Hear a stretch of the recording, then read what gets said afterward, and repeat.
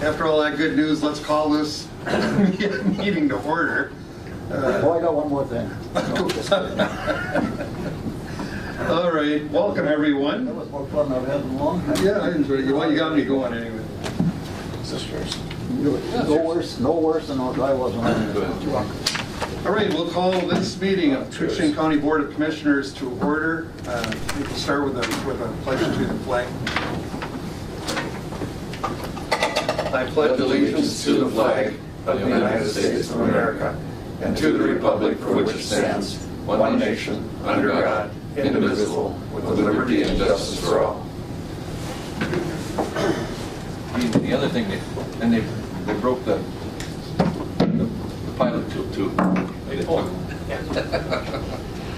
Those things break every time you take them off. All right, first item of business is to approve the agenda. Any additions or deletions? I have nothing. Nope. Anybody? Okay, we've got a motion by Commissioner McBride. I'll second that. Second by Commissioner Skoye to approve the agenda as presented. Any discussion on that? Yeah, before we even vote, we've got Donna Odell, one of our longest serving employees, is in the hospital. I did get a message this morning that she is doing better, but she remains in the hospital. So if she's on TV, which I think they have, I want you all to look into that thing and tell her to get better and how much we miss her. You'll see it next week, but yeah, absolutely. Get well, Donna. All right, to the agenda. Unless there's anything further, we'll call a question. All those in favor?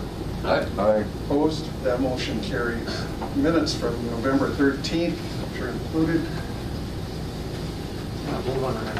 Okay, we've got a motion by Commissioner Short-Timer Norby here. Yeah, I'll second that. I saw no errors in there. The Army, remember, Ron, you can skydive off a dime here. All right, we've got a motion second. Any question on those? Go ahead, please. I missed Commissioner Hanson. Remember on the minutes he used to call it a missed comma or a period. Yeah. Remember that? I mean, he read it with a magnifying glass. Yeah, you do. A little better English speech than I have been. All right, if there's nothing further, Chair will call the question. All those in favor? Aye. Opposed? That motion carries unanimously. We'll move on to the financials. Okay. Commissioner 80, we were kind of worried you were stuck this morning, but you made it. Yeah, I made it. So I think was our train. no, there wasn't. There was one down the way of ways, but We told him Tuesday you've got that board meeting, keep it clear. yeah, that doesn't always work. Mr. Chair, I will move on the courthouse claims, the highway claims, the health and human service claims, and that will do it. All right, courthouse, highway, health and service claims. Is the motion, is there a second? I'll second. Okay, motion by Commissioner 80, second by Commissioner Norby. Any discussion or questions on those? Hearing none, call the question. All those in favor signify by saying aye. Aye. Opposed? Motion carries. And we'll move on to avoidable warrant. Commissioner 80. I will move on voting the warrant, Mr. Chair. Okay. Second. All right, we've got a motion by Commissioner 80, second by Commissioner Skoye. Avoidable warrant. Any questions or discussion on that? Hearing none, all those in favor signify by saying aye. Aye. Opposed? That motion carries. County Attorney job description. Jenny? Yes, last spring, the Personnel Committee asked that I have the non-governing elected officials' job descriptions reviewed. I sent requests out to all of those elected officials. The county attorney is the only one that completed the information, and then in doing so, I found that he was also the only one that never had a job description. So I sent that information into our consultant who does the job descriptions, and that was prepared.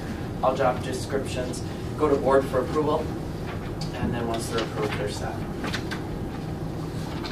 Jenny, but this is also for the assistant county attorney? No, this is just for the county attorney. Elected, right? Elected county Non-governing attorney. elected, yeah. Right, and there is no banding on that because he is an elected official. There is no band. No banding. Okay, move. We've got a motion by Commissioner McBride. Second. Second by Commissioner Skoye. Discussion? I did, I looked it over and it was, I'd say, pretty complete. Comprehensive? Yeah, I mean, it covered everything, but like you said, there's some things you can't foresee either. So. But yeah, you look good. They don't do them for commissioners because they're out of control anyway. Mm-hmm. All right, any questions? We wouldn't follow. That'd be challenge, that'd be hard. Like herding cats, right? Yeah. Yeah. Which way are we going? All right, any questions on the description? Everybody okay with it? All right, so I'll call a question, then all those in favor signify by saying aye. Right? Aye. Opposed, motion carries. All right, we've also got a VSO KEDA lease agreement. Mr. Chair, I think it's been gone through quite a bit. I think you and I looked at it over, and Keaton was approved over there. And I believe everything's in order. I'll move to authorize the execution of the lease agreement between Veterans Surface Office and KEDA. And I guess VSO is considered Coochin County, I guess, would it not be? All right, everyone's got it before them. Is that a motion, Yep. Commissioner McBride? All right, is there a second? Awesome. Second by Commissioner Norby. Any discussion on this then? We just need to get that move made. That's why attorneys make money. I could put this together in one sentence. A lot of legal stuff. Yeah. All right, hearing nothing further, we'll call the question. All those in favor? Aye. Opposed? Motion carries. Complex business, we're close enough. A little bit early, but, hey, Dean, Good morning, everybody. you're not gonna talk about voting now, right there? No, no, I heard about just walking in, but I've got a couple smalls here for you today. Replacement of the flooring in the two offices in the law enforcement center. Yeah, the law enforcement contacted me here a while back and had me come over and look at the floor. This is the flooring in the office space of Pete Kaler and John Fromke. And they would like to just throw on a fresh layer down, so. Chief, if it was anyone but them, we'd approve this right away. Yeah. Tell them we said that. Let's do some question and answers. Pacing around so much down there and wearing the floor off. Yeah, they're wearing the floor on spin. Are they, they're at the point where they need it? Yeah, where the chairs are, it's gone through now at this point. And it seems like they're conforming to the other office spaces along the way, the sheriff's and his, and then Chris's and hers, and they're kind of following the same scenario there. What's in there So- now? Carpet? No, it's the white square 12-inch. Tile? Yeah. Okay. Tile. All right, you can cover this in your budget? Yeah, in their budget, yes. Okay. I did some estimates. I got two of them there. Blonde Furniture came in at $3,345, and Dewey Hamel came in at $2,629. And funding could come out of the 6685 capital outbuilding improvement. There's a balance there of $5,500. Okay, all right. What are the wishes of the board? Any comments? I think we should have a motion first. Go ahead, is that a motion? I want to have a motion first, Mr. Chair, to just authorize to do the work, and then we have some discussion on the low bid. Can I do that? Motion. We almost have to award as part of the bid because that's really, Well, you know the issue that's going on over VSO. Timeliness. That's the issue. Timely? Timeliness. Timeliness. Yeah, the issue that's been going on over there, and that's been going on for 5-6 weeks now, isn't it? It's done now. Is it done? Yeah. Yeah, it's done, cleaned, and we're ready for moving right now. Okay. why don't we see if we can Yeah, get he was a, kind of in and out of there a bit, you know. see if we can get a motion to award and then we'll have a All discussion. right, motion to award to the low bid. Well, bid, okay, is there a second? Yeah. Okay, we got a motion by Commissioner McBride, second by Commissioner 80 to award low bid. Okay, now discussion. Well, Mr. Chair, just, there have been some issues over VSO and trying to keep that job moving. And obviously, this is over the LEC, and we have, two employees that have a lot of work to do, and it's going to be some disruption, so we need to get that done. Would you want to do like a contingent on? Well, I mean, once it starts, it starts, Yeah. Well, I don't know, excuse me, but Go ahead, please. if starting would be as much as, once they start, what's the timeline going to be? Right. I think Mr. Chair, we just need to make sure that he understands that these are two working offices and Yeah, we gotta get them done. they got to step on it. Yeah, okay. Sure. All right, any further discussion? Having known a little bit about this stuff, I can tell you he does excellent work, but he's not, to Brian's, Yeah.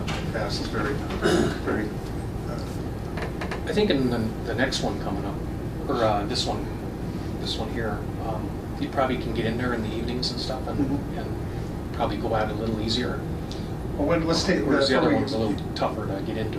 we go to that one, Dean, let's get back to the motion on the table before us. Any other comments or questions on it? All right, if not, we'll vote on the motion. All those in favor signify by saying aye. Aye. Opposed? Motion carries. Okay, Dean, then on to the, Okay, the second one, same place again, the law enforcement center. This is in regards to we had a water backup late summer, early fall this year, and got everything cleaned up. And it took a while. They had to clear all the weightlifting equipment as much as they could out of there. There's still some over there yet to get this accomplished. But I did the legwork on this too as well, and I got 2 estimates to paint the floor down there, so that it's sealed off and usable and like that. is that the So, conference room too?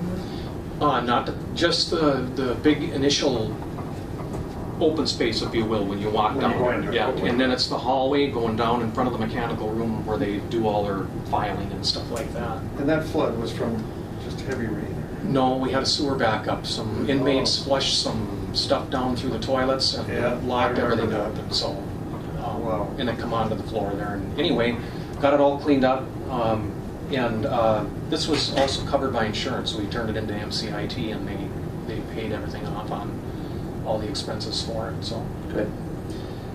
The inmate should have been prosecuted as far as that. Well, we did look into that.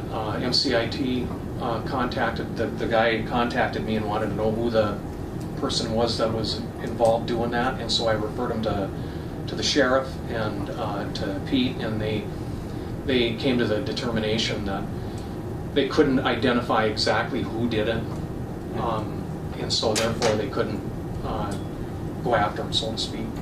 That's what they wrote up in their sheets. That's unfortunate in my opinion, because it's Yeah, they were going after restitution, I guess you call it, or just, Yeah. yeah. destroying public property the taxpayers have to pay for Yeah, repairs. exactly. Back to vandalism. You only learn Yeah, if you pretty pay a much. price when you do something like Yeah. that. Can't get blood out of it.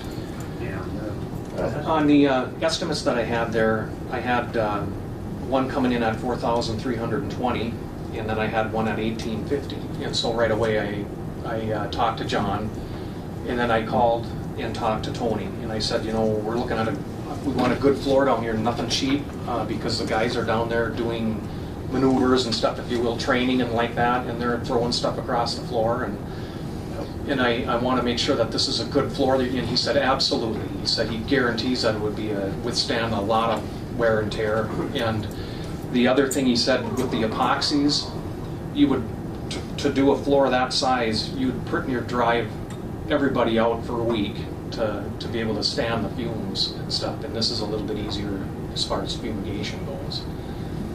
And so I went, let it stand as is, his quotes there that you see, versus Adam. And my recommendation would be to go with the low bid. Do they have packet? They're only on the. It wasn't.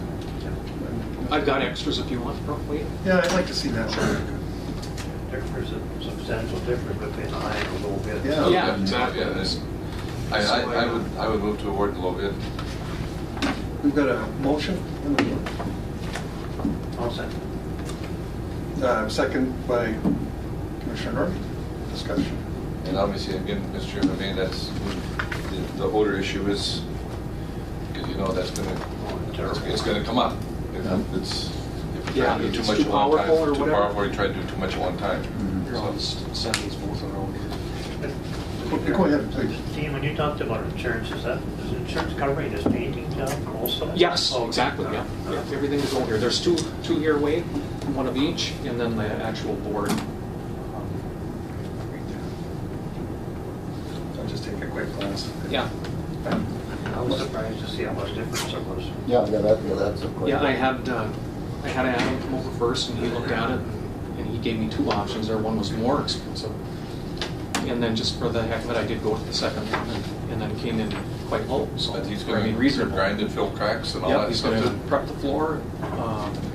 As long as it's apples, apples. And that's why I asked right away. I said, we want a good floor. We don't want something that's gonna chip off in Yep.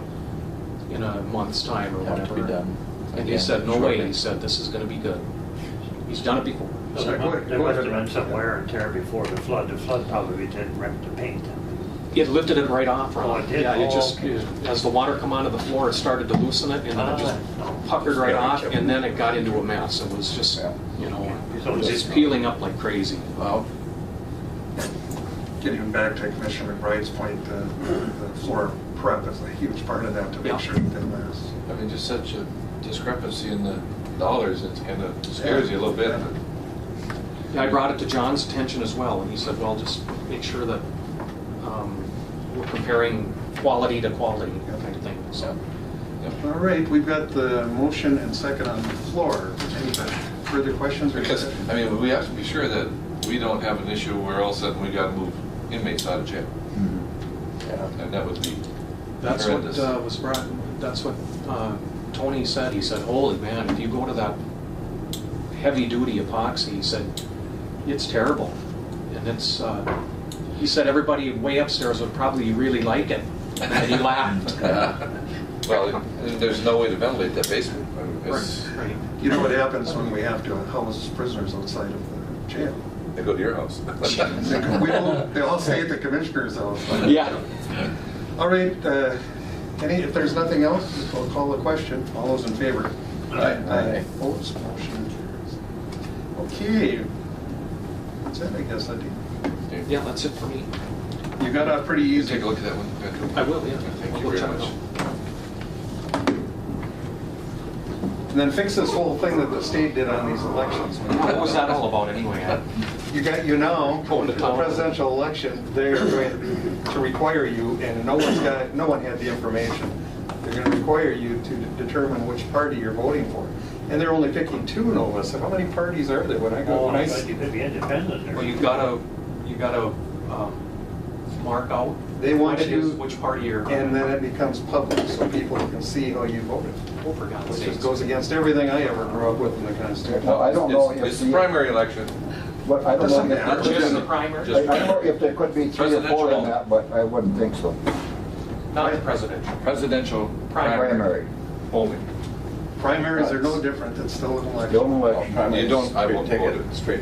That's what's going to happen, a lot of people They won't won't vote, vote. yes, absolutely. I And agree with you. it defeats the purpose. Yeah. And, you know, and that's kind of the reason that they're doing it, is to keep, Okay. So Dean, Keeps the caucus. just fix that when you have time. You don't have to- Yeah. you don't have to Yeah. jump right it's to the call. to keep the party, not the Thanks a party, lot. it's to keep someone who's not the party faithful in there, because they have crossover voting or Right, something. yeah. Well, 10:50, we're right on time for drum roll, please. Yeah. Yeah. Our land commissioner, Nathan Eichelm, who does a great job, by the Brings way. money to the table. Yeah. Yeah. Not as much this time, unfortunately. Well, you can't always hit the hole in that circle, so. You've done a great job overall, we're very pleased, Nathan, glad you're here. First item of business to approve a low-down timber sale extension policy. Yeah, so as you'll remember, we had that large wind event earlier this summer, and we had a salvage auction on September 6th where we sold most of that salvage wood. And Yeah. this is something that the county's done in the past too, and the DNR has a policy related to blow down cleanup. So basically what we're proposing here is to offer a 1-year free extension to anybody that purchased a Cooch County salvage auction that was first offered on that September 6th auction. And we have some criteria there that I've listed out in bullets that, they have to request that extension in writing to us by May 1st. Extensions will be on a 1-for-1 basis, so meaning if they purchased or operated on one permit, they could apply for an extension on another Cooch County timber sale permit that isn't already in extension. And then this extension policy would not apply on those sales themselves, because we want to get that wood cleaned up as fast as we can, and a lot of them are well on their way already to being cleaned up. And So it helps make it a priority. Yeah.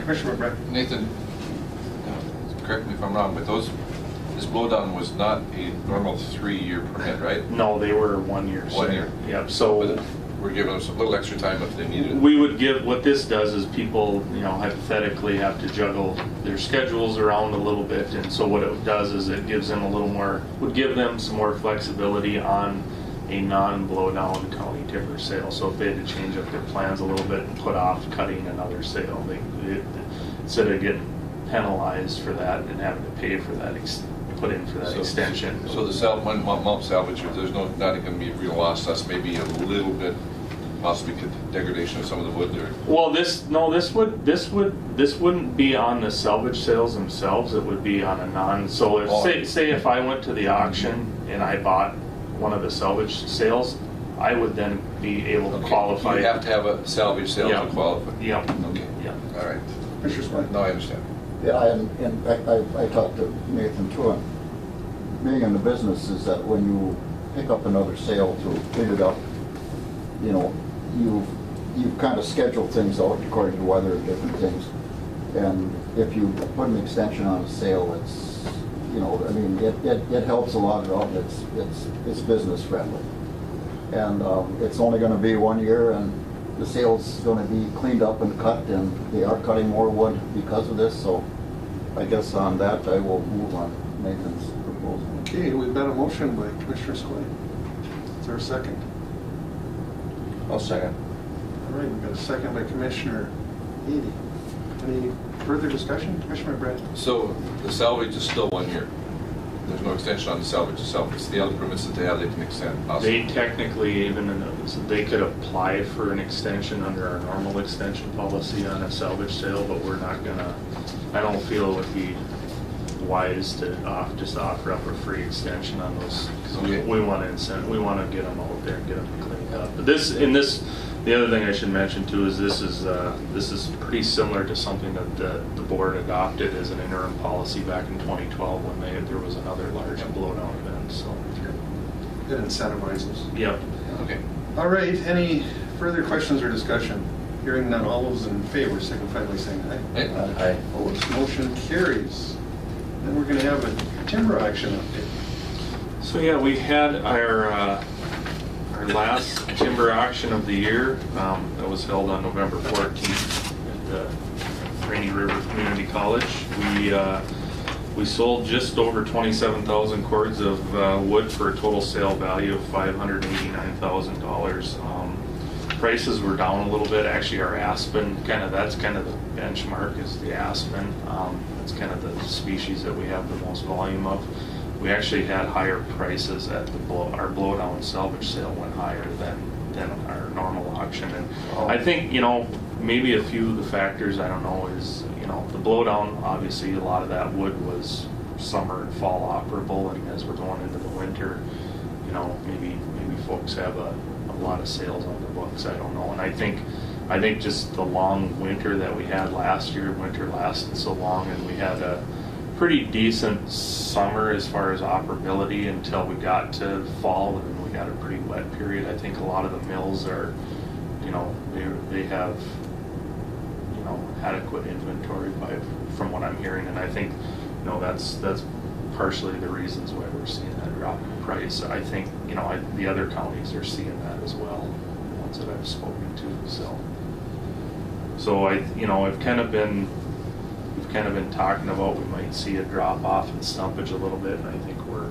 kind of there now for the time being. We'll see, the next auction, things could go the other way. You just never know.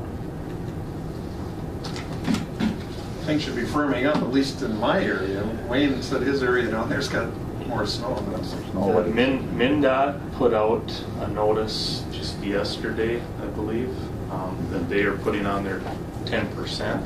Their winter load increases are going on Friday, and I think they say the second time in 33 years that's happened or something like that. So this Yeah, early. it's early, yeah. Yeah. Go ahead, Brett. Well, they're driving starting to drive pickups on red light. Wow. That's pushing it. Yeah. You know, at our age, you kind of think twice. When we were young, we did it all the time. All right. Well, I'm sorry, Nathan, I missed the auction. I happened to be. More important things. Yeah, I had more questions. I just wanted to know how the donut eating. I wasn't there. That was well attended. Yeah. Donut table. They're leftovers, though, considering he wasn't But there. I just kind of, we laugh at that, but it's kind of funny. It's a good place to sit around and you kind of get to meet people and talk to them, and sometimes you get an earful, but Yeah, but it's kind of good. you get a feel for it. Yep.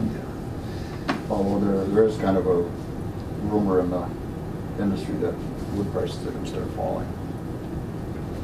You know, from, most of the mills are saying that, you know, they're looking at cutting the price. Because they have adequate inventory in their yards. Yeah, that's usually what happens, supply and demand. Yep. All the years I've been here, I've seen that, you know, waves. Mhm. So, one other question. Did DNR say that they were going to step up sales a little bit for Statewood? Well, they have that, you know, there was that million cord initiative that the governor directed the DNR to look at doing, and, you know, the DNR came out with, in their analysis, with, you know, along with some consultation with some stakeholders, they kind of said that they could go, they wouldn't go to 1 million cords, but they could go up to, you know, I think it was 800 or just approaching 900,000 cords for a few years. But, you know, the devil's in the details. A lot of that volume, that extra volume is you know, the least desirable species that the market wants. So, you know, the ash and the tamarack, and actually, if you look at the numbers, you know, the aspen offer on state lands would actually go down in that scenario. So, You know, interesting, and then you get into the feds and the issues in California with the fires and statements made by politicians about old wood and not keep, and the problem is, even California is like 90-some% of federal lands. Yet, the question is, well, we're not cutting them, but it doesn't make sense. Yeah. It just does not make sense to come up politically glass people, and you're the one that control the land. Right. So, We've had that argument many times, and you know, without fires historically damaged the land. I mean, that's what regenerated. So when the federal government blocks off land to anything, if there's no mechanism then yeah, to. that fire regime, that low intensity fire regime doesn't exist anymore. So No. when you have one, it's a bad one. So anyway, well, we don't need any motions on this, and it's just This is enough. informational. So. Well, thank you. You Yep. enlightened us, which is very difficult. Thank you. do you come with the 2019 sale date sent as for approval? We did that already. We did that. Yeah, Okay, we we did did. already, yeah. Yep. So our next auction is Wednesday, February 6th, 2019. So, Send that to me. I might be in Florida. okay. Pretty hard to attend from there. Thank you. Yep, thanks. Joe, you're up. Right on time yet. All right. Yeah, if I shut my mouth, you'd get in. Nice work. All right, Zipper.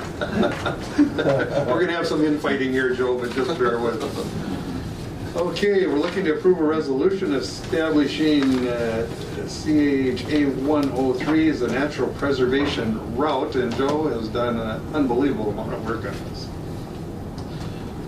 Thank you. This is the second step of a, Anchorage Road, by the way, for, you know, for people who. sure, South Jackfish, right? Yeah. In previous board activity, we established mileage for CASA 103. We upgraded it from a county road to a county state aid highway.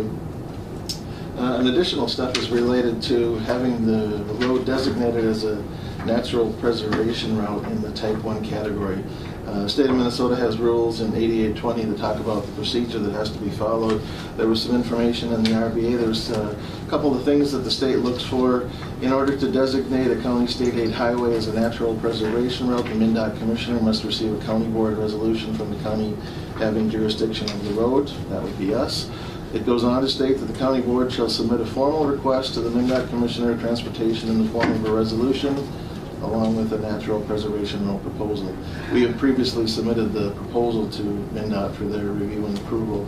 So now we need a resolution that basically says that the county board supports making this a natural preservation route type 1, and it also asks the MnDOT commissioner to approve the designation of 103 as a natural preservation route type 1. We have a draft resolution in the board packet, and I still owe Jenny a little bit of information. I talked with MnDOT again this morning. They're working on the commissioner's orders that would be as a follow-up to the board action that we took a couple weeks ago where we established it as CASA 103. They follow up with formal commissioner's orders, and then they assign a commissioner's order number for that activity. They don't have that number yet. They'll get that to us soon, hopefully today, and then I think Jenny can fold that into the resolution. We have submitted the draft resolution that we put in front of the board today to State Aid in Duluth and St. Paul to get their approval on it. They haven't submitted any edits or anything like that to it yet. We're just waiting to plug in the commissioner's orders. So that's what I asked for the board to take action on that resolution. Go ahead. Well, before you even start, for full disclosure, I live on that road, but I do live on the very end.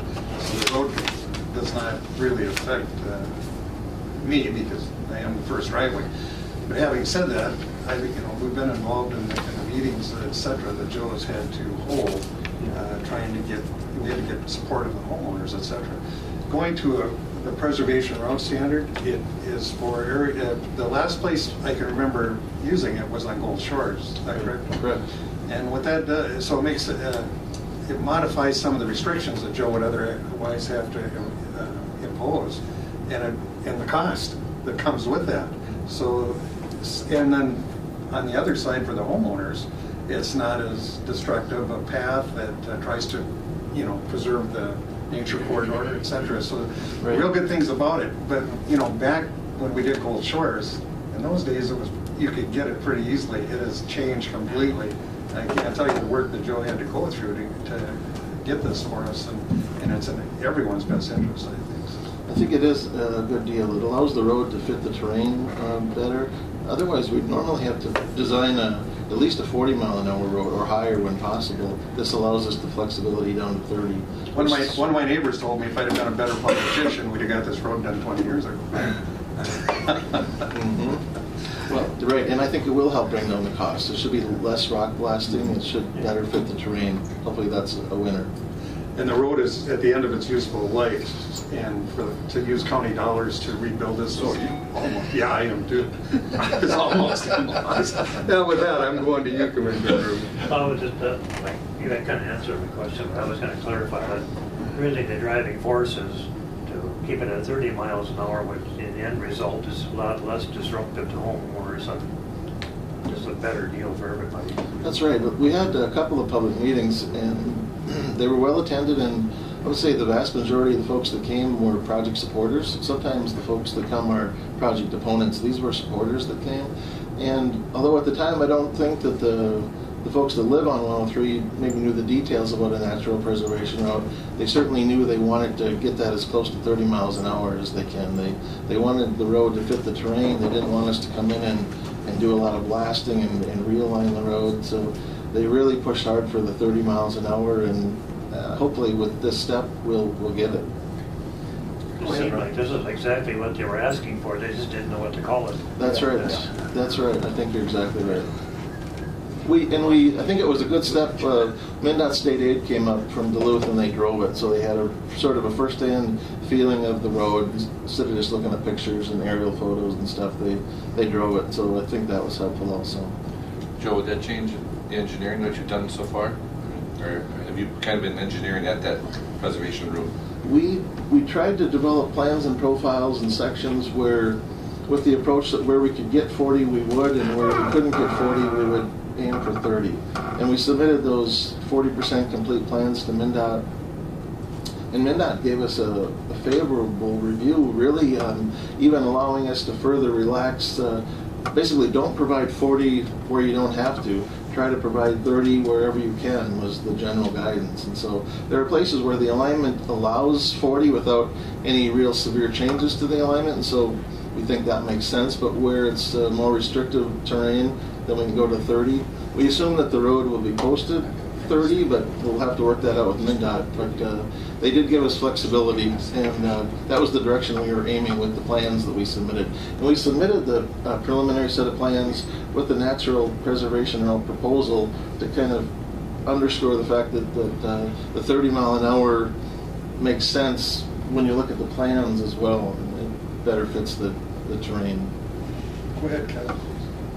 The areas that, where the road is capable of doing 40, are you gonna continue to keep that at 30 though? I think that's what MnDOT recommends. Yeah. MnDOT felt that if we opened it up to segments of 40 and then 30 and sort of switch back and forth, it can be confusing for the drivers. Yeah. So I Yeah. think that their guidance will be to hold it at 30 through the whole corridor. That's what I think they'll have us do. It's standard. Yeah, I think that's right on the money. And that's what I heard from the citizens Right. too. That's what most of them, I think, about it. Dogs and kids and deer. Brian, did you have anything? No. Brian? No, I don't, we got it. All right. We gotta get your road. Maybe to Yeah. go on with what you were saying, I mean, it sounds easy for us to sit here and talk about it, but it required an awful lot of work on your part. So, Well, our state aid engineer is outstanding. He couldn't be more accessible and helpful. One change that they made when we submitted the plans to them was during the public meeting process, we talked about a 6-foot shoulder on one side and a 2-foot shoulder on the other. The state aid requirements for this type of road require at least a 4-foot shoulder on each side. So we had to balance the width of the road about the center line. So the bikes and pedestrians are encouraged by the state aid rules to walk in the direction of traffic. So we ended up providing the same width. We talked to the folks about the 8-foot minimum of extra width in addition to the travel lanes, but it's distributed on both sides rather than just on one side. And that was a state aid requirement. Dwayne's been very good. Okay.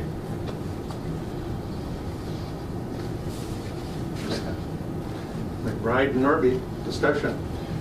Go ahead. I mean, like I told you before, I wasn't 100% in favor of this whole thing, but, you know, if we get this preservation route, I think it'll really enhance that road too. It's not gonna lose its, you know, little country road, nice little driving, so.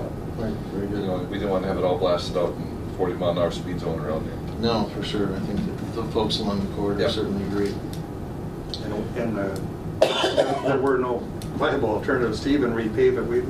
Doug repaved it, Doug Grendel, your predecessor, as Joe knows, overlaid it after the sewer project. It broke up the next year. There's not enough base It's there. tough, right? It's a tough section. So that was a waste of money. All right, if there's nothing else, I'll call the question. All those in favor signify by saying aye. Aye. Aye. Opposed, that motion carries. Thank That's you. it? Thank you. Okay, we're going to move to County Health and Human Services, and we have our director here. Good morning. How are you doing? I'm good. Morning, Kathy. I've got a lot of signing for you to do. Yeah, you look pretty serious today. I can see that with that big basket of goodies. Yep. Oh, I should give you this first. Oh. Here, I can come and get them. That's okay. We'll start with this first. So you got a lot of work here to do. You're gonna get a sore finger, Commissioner.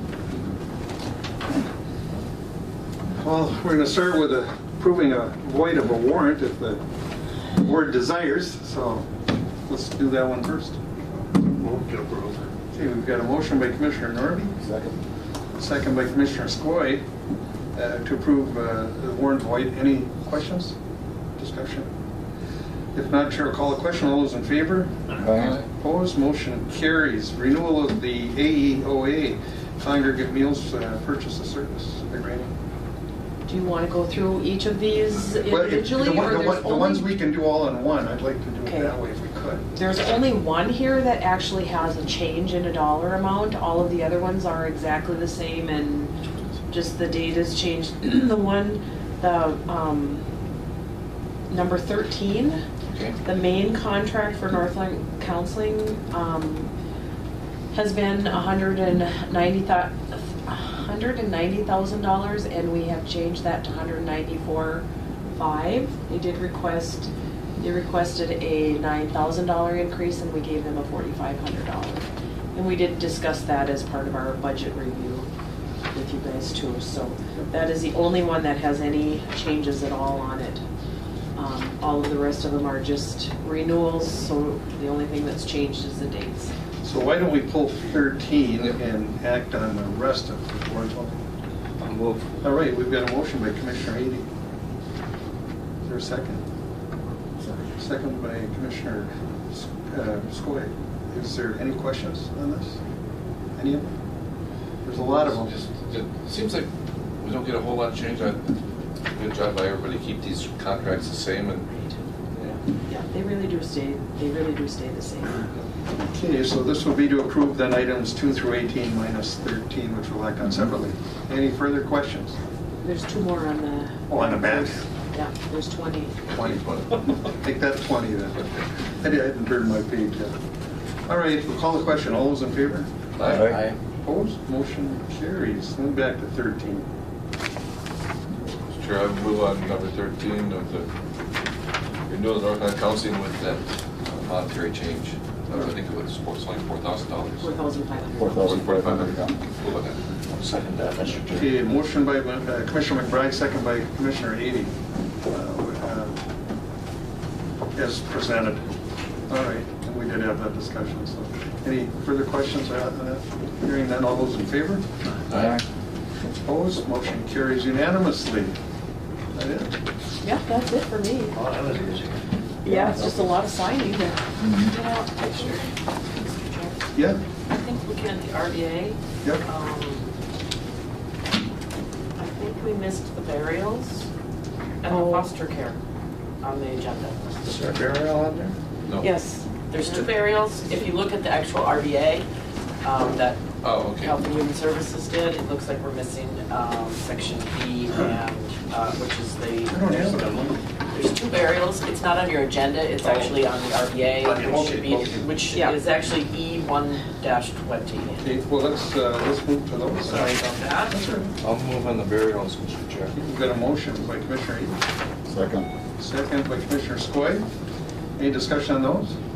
Hearing none, all those in favor? Aye. Aye. Opposed? Motion carries. And then there are 3 daycare licensings. 2 of them are relicensings and 1 is a new license. And each of them are for 10 children. Well, that's kind of, that's interesting. I mean, these are new ones or are they renewals? 2 are renewals and 1 is a new one. Okay, that's great. I'll move, Mr. Chair. Okay, we've got a motion by Commissioner Ady, I'll second that one. second by Commissioner Skoye. Any discussion? Are there any? Go ahead. I'm glad to see there's at least one new one. Yes. It seems like it's getting tougher and tougher to find people to want to do it, so. It is. We've had some interest though in getting some new licenses, so that's good. And Renee follows up on those and works with them, so. So there may be more There may be more, forthcoming? yeah. Okay, good, good. Kathy? Go ahead, go ahead. I know there was discussion some time ago about evening daycare, you know, for people working swings. Has that still been an issue, or has that kind of went away, or? No, it still is an issue, and we do have regular discussions with child care providers and also the child care forum that is meeting now and working towards getting some resolutions for the lack of child care. The problem with the evening and the overnight daycare is that it doesn't make any money for the provider. Oh, okay. So that's why nobody is really interested in doing that. But it is something we are constantly working towards getting that gap filled though too. That's kind of an issue all over the state. Yes, Yeah. yeah, it's not just us, that's for sure. Kathy, make sure I got them all. Yeah. And it's not easy to do something in the evenings and at night when you're not making any money doing it. Yeah. I did notice that the new person, Jory Dion, during deer season, she did have a post on Facebook where she was willing to consider weekends and evenings and stuff during deer season, so for people who were going out to the shack hunting, she was gonna make accommodations for that. So, I thought that was interesting. Yeah, that's, yeah. All right, anything else? Just these to sign. All right, we'll call the meeting back to order here. Although my hands swirl. And we are blessed with the presence of Matthew Lynn, Environmental Service Director, who also is out there at all hours of the day and night working, which we greatly appreciate. Anyway, what we're looking at today is Island View sewer project contracts. And Matt, I'll give it to you. Sure, so just an update on the sewer project. We have several of the commercial operations grinder stations installed and operational. We have Sportsman's Dock. The grinder station is installed but not connected because they're planning on building a bathroom facility there. Right now they have outhouses and then they have the caretaker house, but that hasn't been connected yet. So they plan on doing some additional work in the near future. Okay. The Sportsman's themselves does. All right. And then the Camping Education Foundation, all their grinder stations are installed and operational. Thunderbird Lodge, all grinders are operational. Shea Shea, they're working on Shea Shea right now. It's not currently operational, but they're in that location trying to get that wrapped up. The ones that are not done, Rain Lake Houseboats are not done, Island View Lodge is not done, Seabirds Marina is not done at this point. We have about 49 grinder stations installed to date, of about 200 that need to be installed. So all the contractors have been making progress. Septic check is on contract C, and they are very close to 95% complete. They get a lot of work. They're planning on tomorrow. Well, they were talking about having their lift station operational, getting going tomorrow, but that hasn't been confirmed yet. But they're making good progress. 49 out of how many, Matt? About 200. So 50 out of 200, roughly.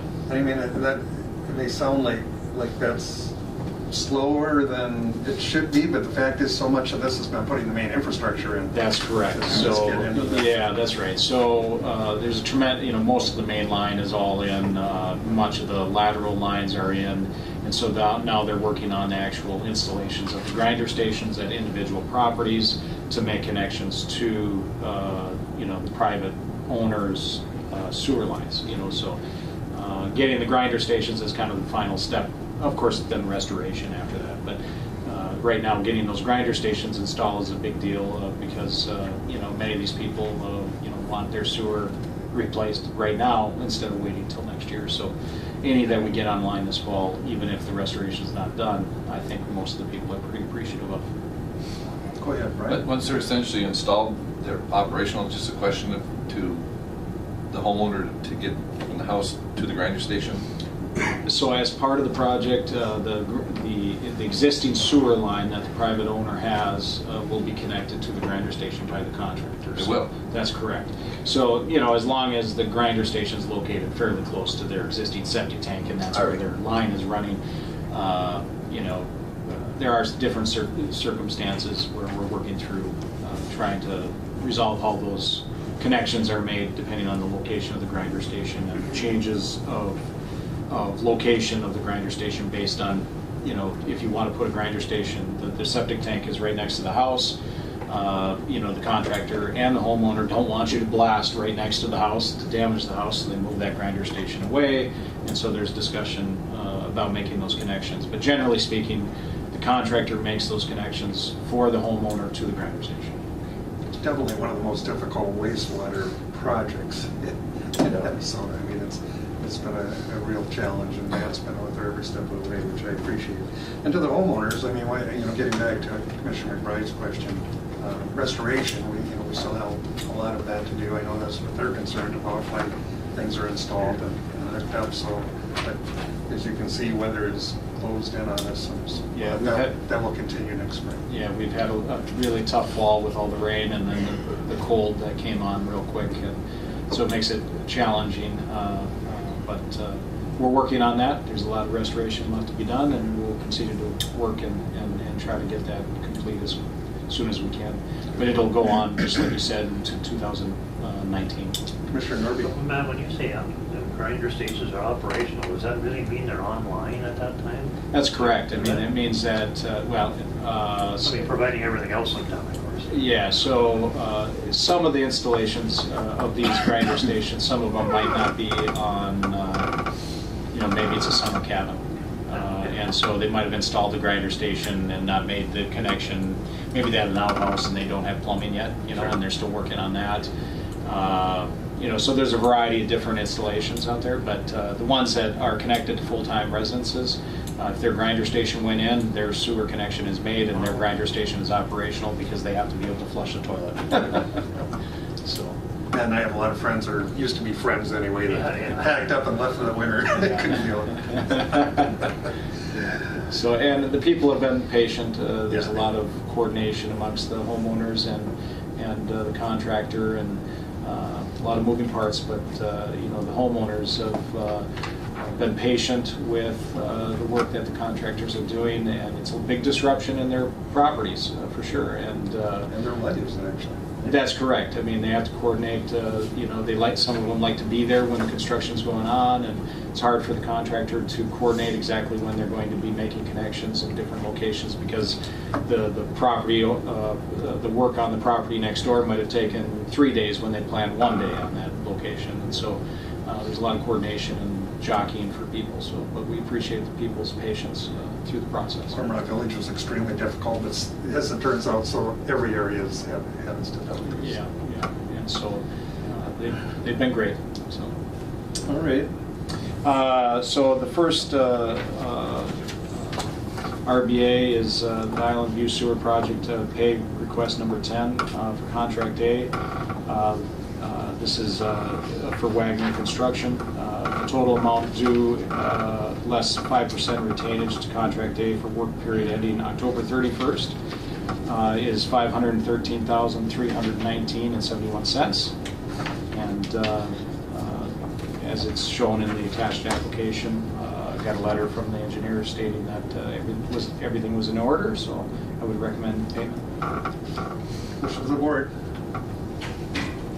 Move to approve. We've got a motion by Commissioner Darby. Is there a second? I'll second, Mr. Chair. Second then by Commissioner Ady. Any questions on this one? So we're doing good there. All those in favor signify by saying aye. Aye. Opposed, motion carries. And we've got project B, payment number 14. Yes. The total amount due less 5% retainage. This is USA, Utility Systems of America.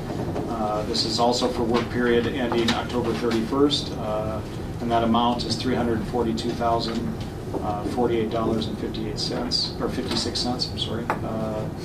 And again, it was reviewed by the engineer, and everything was in order. Jason signed on this one? Yeah, Jason sent letters on each of these. Okay, good. So, all right. We've got a motion by Commissioner Ady. Is there a second? Second. Second by Commissioner Skoye. Any questions for Matt on this? Hearing none. All those in favor signify by saying aye. Aye. Opposed? Motion carries. We'll move on to contract C, payment number 2. That's correct. So contract C, septic check is making good progress near the Rainy Lake Visitor Center. The total amount due less than 5% retainage for work period ending October 31st is $572,544.10. And again, it was reviewed by SEH and everything was in order. So I would recommend payment of this. And this particular contract, they're very close to finishing up on their part of it, and so they're getting close to that 95% complete. So they've really made a lot of good progress, which helps us in inspection costs and other They things. moved right along. Yes. Commissioner McBride? No, I'm waiting for a motion. Commissioner Ady is moving. Is there Support. There's a second by Commissioner McBride. Any discussion on this one? Do you realize we just spent $1.3 million? Just like that, right? Yeah. It's what's required in order to get that Yes. installed. Yeah. It's not as shocking to Matt and I because we're out there, working it and seeing the progress, but it is expensive. It is, yes. And thank goodness for the grants that were obtained. Without grants, we could have never done that. And the cooperation of the whole board. Yeah, that's correct. Very unique. Yeah. All right, any further questions? Not, the chair will call a question. All those in favor signify by saying aye. Aye. Opposed? Motion carries. Anything, what's, So we have one more thing. oh yeah, block grant. Yes, our current block grant, this is a natural resource block grant that funds multiple things, but what I'm bringing to the board is it's regarding the 2016 and 2017 septic treatment system upgrade grants, which expire at the end of 2018 here. And these grants,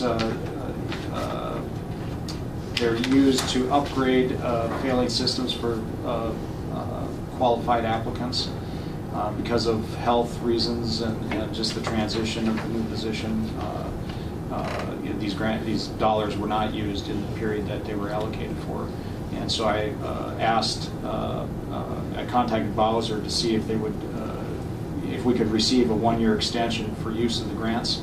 And they have agreed to the extension conditional upon the county board approval. And we'll use them for, so it'd be extended to the end of 2019. And we have about, let's see, $28,000 that they've given to us to be able to use to help low-income people that might be able to qualify to upgrade their private systems. And this could be also used not only just for private systems, but if they happen to be close enough to a municipal sewer system, they could go from a private system to that city sewer, and we could upgrade them that way too. But that's a very special situation. They have to be right next to the line. And that's like all counties. I mean, we have so many non-conforming systems, and that brings all kinds of issues to the table. If you go to sell your home, for example, you're required to have a survey in a conforming system. It's a rural area issue. Not in the cities, but it's much needed. Been moved. Okay, so we got a motion. You moved? Yeah. I'll second. And we've got a motion by McBride, second by Skoye. Any further questions on this? Go ahead, please. When we get to the point where we have point of sale inspections, we're gonna have some real issues then. Yeah, and so again, these grants are for low-income people. They have to qualify. Dale had set up the qualifications way back in 2016, 17. And we'll review that. We can take a look at how that would happen. But when I talked to Dale about it, we maybe use social services to help us through the process of applicants and filling out the forms. Right. Go ahead, Brian. Just on what Ron was saying, I know a person in Itasca County that sold their house. House is 10 years old, septic system, point of sale, failed. $12,000 it cost them to upgrade before the county to sign off on the sale. And that's only a 10-year-old system. So you know what we're looking at, and that's a lot better soil and surroundings that we have in Cooch County. Very true. There was a friend of mine down there bought a place for his son, and the septic passed, and he had it for a year and then sold it. They failed it down and had to put in the system that way to get rid of it. That was 1 year after it passed. There's a lot of issues within our county because we have heavy soils, the water table's high. They say that we should have 3 foot of separation between the water table and the treatment area. And so that's why, in most cases we get mounds. I was just talking to somebody that's thinking about a building permit out in Meadowview, and I think it was like a $30,000 improvement to their home. But then they looked at septic. So as part of that process, if you add bedrooms or bathrooms, you have to have an inspection of your sewer system, which probably will trigger a replacement of the sewer system.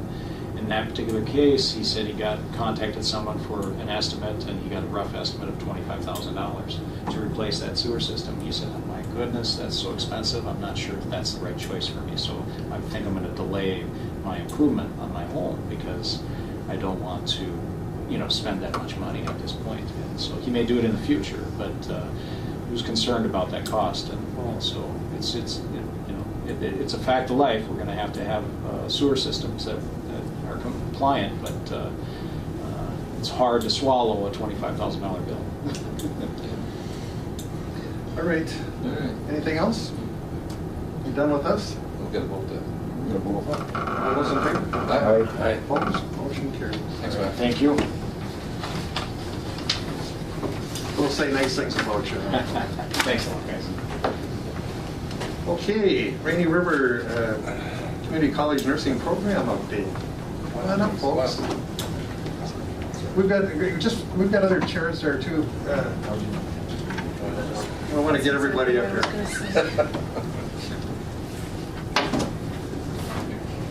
Looks like we're missing a few chairs. We usually have more chairs over here. We got it up there? Yeah. Okay. Well, welcome. I think on this one today, I know you've been here before, but why don't we do introductions so everyone knows each other again? Sure. I'll start. Commissioner Wade Pavlik. I'm Ron Norby. Wayne Scoy. Zachary Schmitz. Danita Attestad, Rainy River Community College. Dave Monson, Human Resources Director for Rainy Lake Medical Center. Well, I'm fine. Roxanne Kelly, Provost of the college. A lot of people have that reaction when they sit down with us for something. You know, I'm No, not it's sure all why. I don't either. I'm Brian McBride. Kevin Avery. Jenny Herman. Might as well get the audience while we're out here too. Who wants it? Go ahead. I'm Whitney, I work for the Journal. Crystal Planus, local resident. Carol Catholic. My boss. Darcy Sullivan. Sorry, I was just going in order of what you guys are doing, but I'm administrator of Good Samaritan too, so. Good. Gotcha. All right. Well, thank you, everybody. So- Chair, I'd just like to say, what was it, about 5-6 weeks ago? We had a meeting. A meeting. Do you remember the exact date? Yeah, no, I know, I think it was, just before you went hunting. okay, it was mid-October, I guess. We had a meeting at the college with our group, and we sat down, had long discussions of the future of the program, and I just asked the group to come forward and have a discussion with the board, and we all understand, the last 3 years that we've had a great group of public and private partnerships to get the nursing program back on track and moving. We're into our 3rd year now, and moving forward, funding is going to be an issue, and I just think we need to have that discussion so the board understands and the community understands of what this means to the community and to our healthcare providers. So, last time we were here, we talked about all the good things that were happening and the numbers of students that we had put through. We continue to put students through. You do have a copy of the budget moving forward, and let's not talk about the bad news to start with.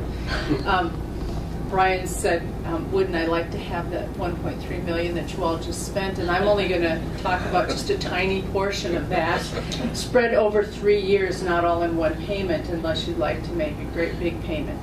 Our program continues to provide, I believe, what our local partners need and what was expected. I was very excited that we had the nursing program when I moved here. It's near and dear to my heart. I was a nurse in my first career. So I want to keep it lively. I want to keep it robust. So that's why we're here to talk about what we're doing, how we're providing, what our partners need, and then how we're going to move forward. We just had a nurse walk into the room, by the way. Did we? Yeah. Okay, we'll pretend she didn't. So I'm going to turn this over to Danita and the rest of the panel, and then we'll talk about the budget for a few minutes and let you know what the plans are. I didn't want to spend too much time reviewing the past because it seems like, am I close enough? Yeah, I think so. Okay. It seems like it wasn't that long ago that we actually sat right here. Yeah, and we kind of talked about how we got here and the vacancies, the jobs, the positions. I was having a quick conversation with Dave before we came in, and we were talking about recruiting nurses from out of town. We had done that. There was one year we had a fair amount that we hired from the cities. They were new graduates. They came, they stayed a year, got their experience, and left. And it's so costly and it's so disappointing because you think you're just getting where you are and need to be on staffing, and something like that happens. So the most successful hires that the healthcare organizations have are those that are local. We know that. They're here, they're going to stay here. We've had a good number of students that have came through our program in the last 2 years. The majority of them have been single moms with kids. that would never leave the community and go to another place to go to college and not have that support that they needed. We graduated out the first year that I came in, 6 LPNs graduated out of the program. The next year, which was just this last one, we had 6 LPNs that graduated again. And then in addition, and those are the licensed practical nurses that have the prerequisites and then 1 year of nursing. So they're in the program, in the school for 2 years. That year we also graduated out 6 RNs, registered nurses. So we had a total of 18 nurses that we graduated out our first 2 years. The registered nursing program, in the past we've ran it every other year or therein because we haven't had enough of an interest. And I have RN students again this year and a potential again for next year for more registered nursing students.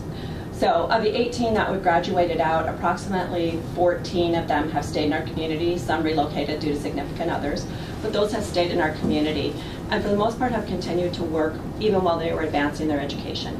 So if we took those 14 and broke them out by a full-time salary, it's almost $500,000 of salaries that we are getting back into our community for that. I have 6 current LPN students, I apologize, 5 current LPN students and 9 RN students.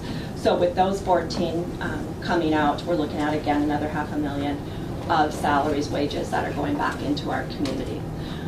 And those are things that without your support, without the program, we wouldn't have those nurses that were here. I really honestly don't know what we would be doing to continue to staff what we need.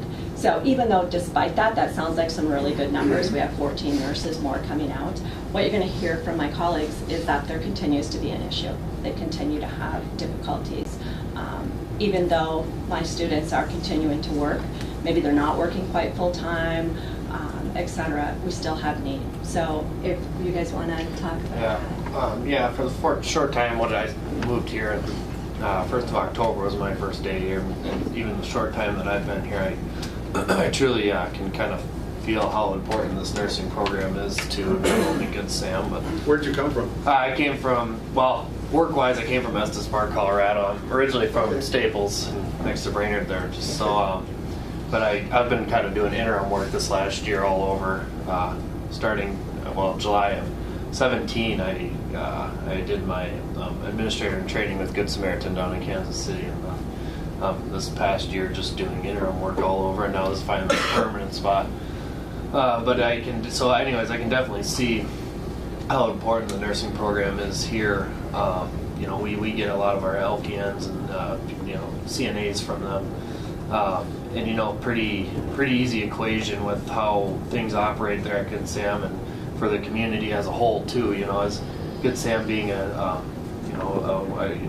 me wanting especially to be a strong player in the economy of this community, and it's a pretty easy equation. We get the staff, we can keep our census, and keeping our census in return gives those salaries to our staff to be provided into the community. And you know, I just want that. I want Good Samaritan to continue to be, you know, a big member of this community, and you know, and this class is a really big part of that. You know, seeing what the numbers come out of that from, and you know, we have. I'm sure. I don't know if you guys are aware. You know, in the newspaper, you can see we have our huge sign-on bonuses that we're trying to do, and you know, those only go for so long, and they're not completely sustainable. You know, we can only do that for so long, and then you know, we have to stop that, and then you know, and competing just amongst each other, or as healthcare, you know, as colleagues here, and you know, between Little Fork and you know, even you know, some Rainy Lake in some aspects, and it's just there's a lot of different stuff. We're essentially just taking people from different places, and they keep shuffling around.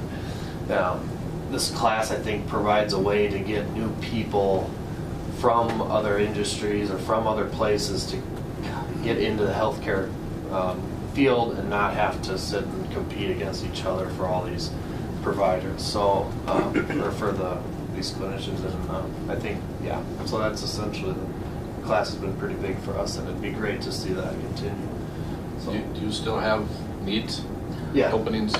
Yeah, still have, and, you know, I can't give you an exact number. We still have a good chunk of CNA openings, and we have some LPN openings, TMA openings, or yeah. So, you know, and, you know, and really with having that, and we, you know, and even the class, we do have even some workers now that are in different positions that are not clinical that do want to go through the program. I think I can think of, like I was saying at the county board, we have about 5 of them that I can think of off the top of my head that would want to do the class once it's available and start going through those steps. At the county board? At the city council. City council board, I'm sorry. Took check. Yeah, I'm getting. We were there You know, I last was week. We were there This is last all week. my We're all first. confused. Yeah, this is all my first for all this stuff, so I'm getting the. Yeah. Go ahead, Ron. Is there a nurse on staff at the villa? No, they come from, we have, not at the villa itself, no, because that's all independent, so they don't need one on staff. Now, assisted living, we do. We have one nurse on staff for assisted living.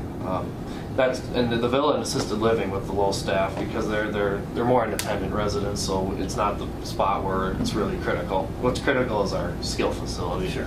We have 54 beds there, and that's where we really have that. And you know, it all comes down to those CNAs really, because if we have the CNAs, they essentially a lot of time have aspirations to want to go into the, move up the line and keep going through up to RN, LPN and all that. And if we can just keep that circulation going, really it works. So. Do you have empty beds because of a shortage of? Yes. You do have? Yeah, we could have the place full if we wanted to. Absolutely, okay. If That would keep people, families together here in the community. Oh, and that's the main thing. We want to be that place for loved ones to be there. We have a great facility. We want that to be their place. Give them the care that they require and that they deserve. And they've been part of this community a lot longer than forever, and we want to provide that for them. And it comes down to staff, And then once we don't have that staff, we got to start holding off on bed holds. So. Well, on behalf of the board, welcome to the county as a whole. Thank you, I appreciate it. I'm excited to be here, so it seems like a good place. Commissioner McBride? Just for the group, I mean, I think we all know the RN and LPN, but CNAs, would you just explain, you Yep. also Yep. have that class too, Yep. right? We have a certified nursing assistant, or CNA, program. We have a class starting in January, and that goes until March.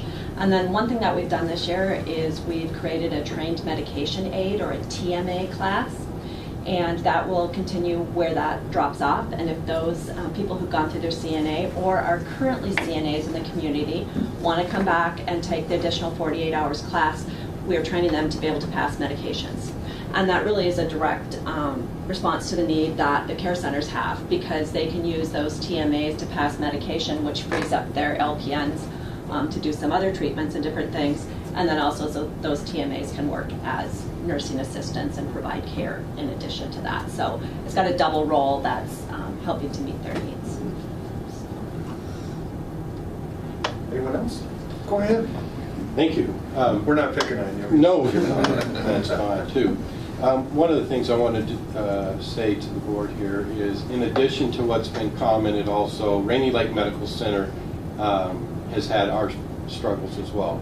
And I just want to share with the board our struggles and concerns if we cannot continue this program through Rainy River Community College. Rainy Lake Medical Center currently employs approximately 30 registered nurses. And we continue to need nurses despite the 6 new grads that Danita mentioned that we hired last spring.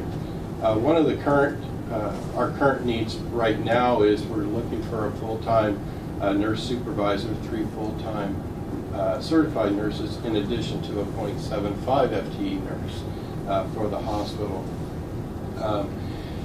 Going further, or looking down the road, if you will, one of our biggest concerns is not just meeting those current needs, but our future needs. By 2021, we foresee 2 nurse supervisors that we're going to be needing, in addition to 6 registered nurses as well. And this is all due in part to retirement, because we do have an aging staff at Rainy Lake Medical Center.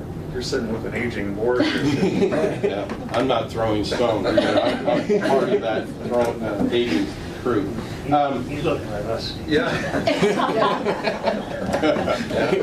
Token young person there, yeah. And with that, I want to just share some of our efforts, despite our needs, some of our efforts that we have done and faced with recruitment for these certified nurses. We've used workforce services as tools for recruitment, newspaper ads both in town and outside, online job boards such as Indeed, Career Builder, and Monster.com. We've also gone as far as recruited or hired contracted national recruitment firms such as Delta Healthcare Providers, Alliance, and so forth, to help us in our search nationwide for these nurses that are the shortage in the industry. We've offered incentives very similar to what my colleague on the left here has done.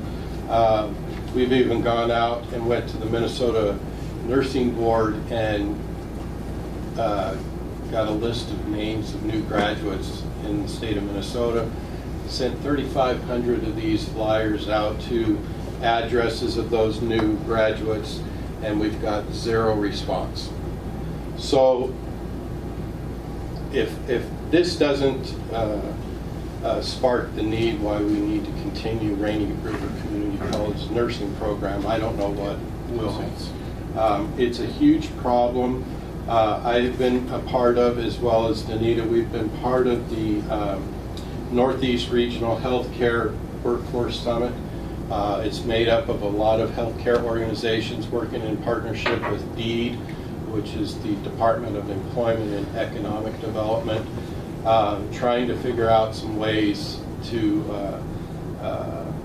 kind of stop the bleeding of what we're going through in the northern part of Minnesota with recruiting and so forth.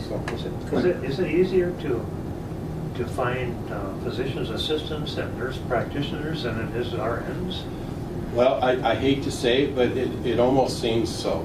Yeah. We just started a new model here this past year with our hospitals program. We brought on 3 nurse practitioners with very good experience.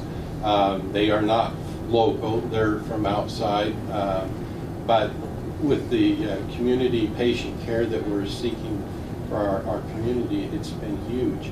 And it's been a well success. Our NRC Picker, which is an evaluation that patients give to the hospital, has been exceptional. And we've seen the trend ramp up to the green. It's kind of like a stoplight. Green is the best, red obviously is not doing so well. But this is the first time we've hit all green. So that's a telltale sign that we're being successful. The problem is we have no support for our mid-levels and physicians if we don't have the nurses on hand. So one of the other things too, I just want to mention too, in working in partnership and in the need to partnership with Rainy River Community College, is we want to look into a Grow Your Own program. We're to that point now that we're looking at doing that. And it would be a travesty if we don't have the support of Rainy River Community College having that nursing program. Some of the difficulties we would face is a lot of people in town with families can't attend college outside because it creates a huge hardship for them. If we can keep them here and keep them to school and keep the school alive and well, I think we're all going to benefit from this. All right. We did, Rainy Lake Medical Center did just lose 2, or are in the process of losing 2 RNs to as they became nurse practitioners. So exciting for them, but that leaves 2 positions. One is a supervisor and the other one open. And then the other thing I'd like to point out is that Rainy River Community College does offer a lot of scholarships. Even though we have partner programs, we still offer scholarships for them. We have 2 $2,500 scholarships that we are currently taking applications for, which is almost a half of a year that's paid for. And they just need to be first-time college students interested in nursing. That's through the work, that's through the state level funding source. That's good to know, and should, that's information that should be out there so people know that it's available. Commissioner, right? The flyer that you just showed, I mean, it just shows what rural Minnesota, not only in healthcare industry, but all industries, is going through. People nowadays do not want to live in rural. They're all migrating to the big suburban areas. The only way we're going to beat this is to grow our own.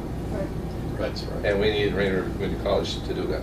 And that's exactly right. If there's anyone in the audience that has any questions or comments, feel free to. So, getting back to business, you went to the city. What was their decision, or did they make one? They did not make a decision. Probably waiting for us. Huh? Actually, no.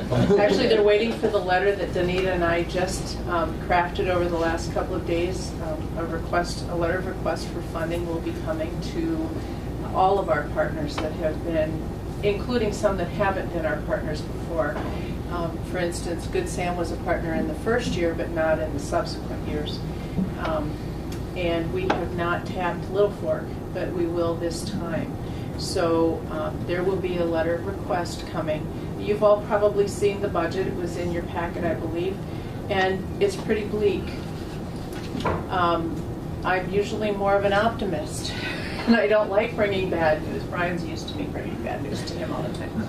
But without support, we can probably sustain the program one more year, and then we will be in dire straits, frankly. We all know that we need this program here. And I know we thought 3 years ago that after a few years it would be self-sustaining. I really wish I had been here at that time, because never in my career of 30 years in higher education has a nursing program been self-sustaining. It just can't. It's too expensive to run. We're lucky to have Danita, so lucky, because people like Danita are in high demand in the workforce, and she's willing to work for us for what we can pay her, which is unheard of, and that's the challenge that nursing programs face constantly. But without you all and our other medical partners, as well as the city, I think we will be in a situation that I will have to make a really hard decision down the road a little ways. So the letters are ready. They should be going out probably the end of this week, first of next week, so you can expect that letter. We'd be happy to answer any questions about this. I'd like to end on an up note if we could. Before we open it up, someone's always going to represent those taxpayers, and that's usually a down note. That's fine. Yeah, but that's just part of the political process. You bet. You know, when we started this program, we thought it was 1 year. Yeah. Found out, well, we're in for 3, so we committed to the other 2, and now it seems to be ongoing. So not something that generally county government is involved in is education. My question is, where in the world is the state who should be funding this program? And what is causing the shortfalls? Well, the state does partially fund the program by reimbursing us for some of the expense. So for every credit generated, we get money from the state. I call it state aid. That's not what you call it here, but I call it state aid. The University of Minnesota gets a huge amount. They do, but they also generate a huge amount of credits, and they have a huge amount of students. And we have a small amount of students, and we generate a small amount of credits. All the more reason that the state should. No argument. No argument from me. It's exactly what you all were talking about. People have not recognized the difference between rural and urban. The urban population, they can walk down the street and see 100 people. If we see 100 people in a day, it's remarkable. There's something going on that's not good, probably. But it's that kind of thing. I think the government has to know, has to see, the state has to see that rural community colleges serve a huge purpose. And that's where we also need you, is your voice at the state level, so that they understand that our funding has to be looked at a little bit differently than they look at St. Paul College or Normandale. Normandale, who has a very elaborate, beautiful campus and has wonderful things that I wish we could have, but it's just not going to happen. And we have cut everything we can possibly cut at the college. I don't know what else. I mean, I'm facing this in all of our programs. I don't know what else I can cut. Well, I think, it would behoove you to, and if Brian's a representative, come up with something that the county can do in terms of trying to have some effect on our state officials to change that situation. Because, I'm a big supporter here. I mean, I see the need, and I mean, you folks have produced results. But looking at it into the future, I think it's a educational state responsibility, not the county's. And they should step up to the plate. So how do we move that forward? That's No argument. I'm willing to look at this, but at the same time, we've got to affect some change here because we're being left out of the picture in these rural areas for what it's worth. Brent? Well, we had a meeting in September, and the mayor was there, along with, I was representing the county board, and we had discussions of funding, and I explained it, and the mayor did too, to the group that, we were coming a little bit late to budget time. And you did say that you could survive for over a year. And it kind of gives us a chance to reassemble and see if we can get our ducks in a row and work something out. And maybe to your point of looking to the state, but that's a long reach trying to get state and NEHED and those groups to really support us. It's going to come down to whether the county and the city want Rainy River to be viable in this community. That's what it's going to come down to. I mean, what is our payroll? Oh. $1 million? Yes, about. So I mean, that's take another 15, 20 jobs out of the community. We can't afford that. And this is for a small stipend. We can keep it going and help. You're going to be in the same position. You're going to start cutting people and cutting services. Good Sam's going to do the same thing. Yeah. We're going to send our old people to Northome, to Virginia.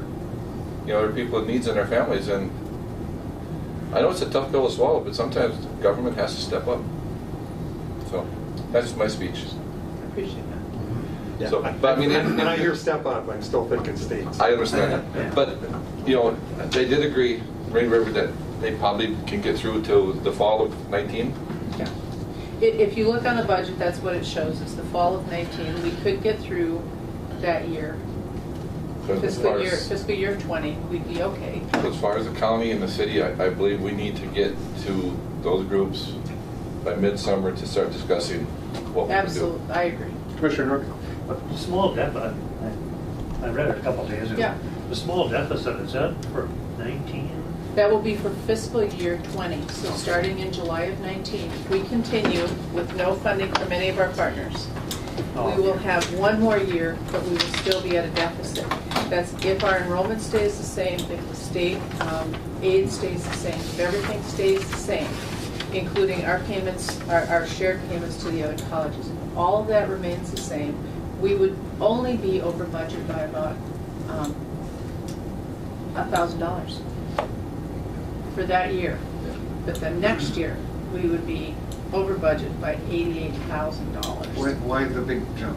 Because we have had a carryover. We had a grant, did we not? We had a grant, and we had a carryover. We've been able to carry some money because of the grant, but that carryover will be all spent if we don't get any donations this year. So at the very least, we need letters to our legislators trying to get something going here. Rob We're going to be in Eklund trouble knows- anyway someday. Rob Eklund knows completely about this, so does Senator Bach. They're completely aware of our situation, and they're aware of the bigger situation for Rainy River. They also know about all of the NEHED colleges, because we are not unique among the 5. Everybody's struggling right now because it's rural, very rural. Rainy River, and since its inception, Brian and I were around then. I was class 2. Yeah. Wow, good for you. It's always had to struggle though for funding. I mean, it's just. It always has, because people don't understand us. Yeah. They don't understand where we are, the difficulty getting students here. Our population in our community is aging, not just in our city, but in our whole county. We don't have a lot of businesses to draw people here. We don't have a lot. I love it here. I mean, I love the weather, except when it does what it's doing today. But it's one of those things that young people want something different than we want. Brian, go ahead. But just one thing that if you know PSO, the post-secondary option, I think it's an issue. You go, oh my gosh, what a great thing for juniors and seniors to be able to go to the college and start advancing their college education. But I think you told me that once you go into PSO, the school district gets 0 credit for that student, and it's a free education at the Rainy River. Right. So those students are totaled, those dollars are lost to the community. Yeah, Which, I mean, it's great for the family, great for the student, but it is tough on the education system. absolutely. Ron, did you have anything else? Well, I was gonna say, I feel bad for Rainy Lake Medical Center, but this really bothers me when a nursing home has got empty beds that they can Yes. fill. That really is terrible. And I mean, it's something I think about every morning I wake up. It's a thing top on the list. It's trying to get people that staff and take care of people in the community. Well, let's get it back then to the bottom line. What are you looking for? What you're gonna have, what you're gonna see in your letter is, again, and this is not hard, what I'm gonna say is this is our wish. Our wish is for $20,000 a year for the next 3 years, to continue and perhaps expand some of our programming. I'm asking for that from all of our partners. So we can do alternative scheduling, because I know that Zach and I have been talking about a different schedule for CNAs and perhaps the TMAs and things like that, so that we can provide what they need when they need it, as opposed to on our schedule. But we can't do that if we don't have the funding. So that's what the letter's going to say. Now, in the past, we funded year by year, correct? I know the first time we did, we might have. The first year you did, but I think you signed on that for 2 years. For 2 years. Yeah. And I'm asking for 3, and it's you know, I'll be happy to come back when you get that letter and decide to vote on it. We can chat about it then. Danita and I will be happy to come back. And we can come to some compromise if that's what would help, but I can't. I don't think it's out of the question. We're always careful about not. Absolutely. We're talking about making a decision for future boards here when you talk 3 Right. years. We have elections every 2 years, and the board changes. And so to that end, maybe could do have that. 2 years with an option or something. Sure, Yeah. that would be wonderful. Go ahead, Ron. Wasn't there originally 5 partners, was that correct? Yes, there was Rainy Lake Medical Center, City of International Falls, PETA, Essentia, and Good Sam. But we're adding one, which is Little Fork, and we don't know if everybody else is going to come on. I think we're pretty sure that these 2 are going to come on. Pretty sure about Little Fork, I'm just not sure how much for. Will probably require that none of you can retire or leave, you know, part of this deal. Before June of 2022, I will guarantee that. Anything after that. Well, that's getting close, anyway. Yeah, anything after that, sorry. All right, well, I mean, it sounds reasonable. Good. Obviously, we all realize the importance. And you know, anytime you have a question, you can just call one of us, Danita and I. It's perfectly fine. Brian is not shy about calling. Well, he's really bad. I mean, does it look like, I mean, there's going to be commitments from the private, I mean, we're hoping, I mean, obviously you need to go to your I boards. can't give an exact number yet. That's Right. what I. Some form of commitment, I mean. Yeah. There'll be some form of it, yeah. There'll be discussion with our board as well, Yeah. and I think there'll be a buy-in as well. I think Essentia will as well. Other colleges have been able to get, you know, family donations and things for specialized projects, which this is. I mean, this one it's a cause and effect, because you've laid out very well the reasons we need it and there's the situation we're in. There's another group, and even public colleges say that we need it at the table, and that's the foundations. Rainy River Community College Foundation, and they spend a lot of money for scholarships and stuff. But I really think we need to have them in a discussion. Well, we are getting older, that's for sure. We're living proof at this table, so. All but Zach. Right, go ahead. So the foundation is like an endowment fund, they can give out, so to speak, interest on the money, is that how that works? They do. They're a 501c3, and they can take donations and divvy those out. However, currently, their main focus has been on scholarships to the tune of $200,000 a year. There have been some discussions with the foundation board. Bob is on the board. Bob Anderson is on the board. There have been some discussions since I've been here about perhaps expanding their purview from just scholarships to other things. we're looking at different ways to grow enrollment. We're looking at things that we need to upgrade in order to grow enrollment. And I'm hoping that they will be deeply involved in all of those things, that will bring, different things to our community. I would kind of expect the foundation might be suffering a little bit also, and seeing a lack of donations. And I don't know, I hope that's not true, but it wouldn't surprise me. I think they're probably flat in their donations. They're pretty consistent with their supporters. But of course, then the supporters are aging, and that money becomes nearer and dearer once you are looking at full retirement and no other kind of income. So I'd say they're flat on their income. Well, you came at the appropriate time, we're getting close to the end of the budget here, so. There you go. This is good that you came. You may have to come one more time, we'll see. We'll be delighted to come again. And get that formal, we need the formal request. Yes. Yeah. Yep, you bet, that'll come next week. All right, thank you very much. Appreciate all the work you're doing. Really appreciate it. Anything else to come before this board? Public comment?